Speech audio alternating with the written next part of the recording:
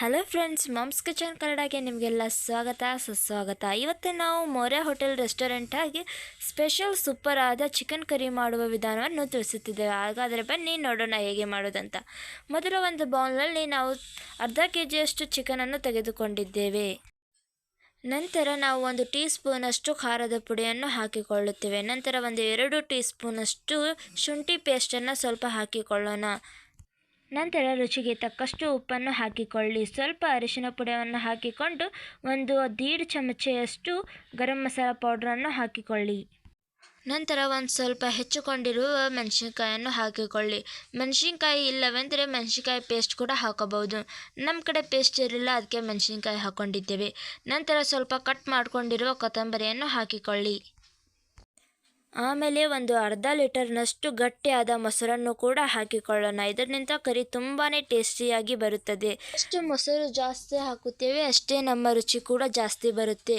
ನಂತರ ಇವುಗಳನ್ನು ಚೆನ್ನಾಗಿ ಈ ಥರ ಕಲಿಸಿಕೊಳ್ಳಿ.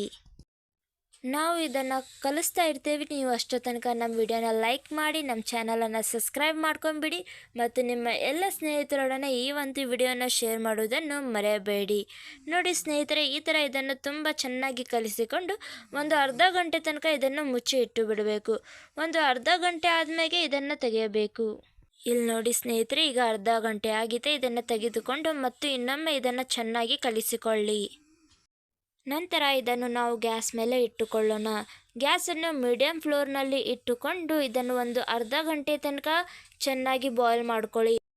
ನಿಮ್ಮ ಚಿಕನ್ ಬಾಯ್ಲ್ ಆಗಿಲ್ಲವೆಂದರೆ ಇನ್ನೂ 10 ನಿಮಿಷ ಎಕ್ಸ್ಟ್ರಾ ಚಿಕನನ್ನು ಬಾಯ್ಲ್ ಮಾಡಿ. ಈ ಥರ ಇದು ಕುದಿಯುವಾಗ ಇದರಲ್ಲಿ ಎಣ್ಣೆಯನ್ನು ಹಾಕಿಕೊಳ್ಳಿ.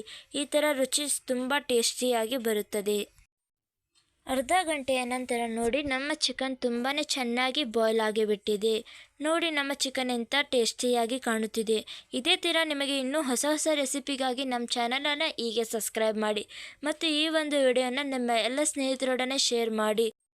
ನಮ್ಮ ವಿಡಿಯೋ ಸಂಪೂರ್ಣವಾಗಿ ನೋಡಿದ್ದಕ್ಕೆ ಧನ್ಯವಾದಗಳು.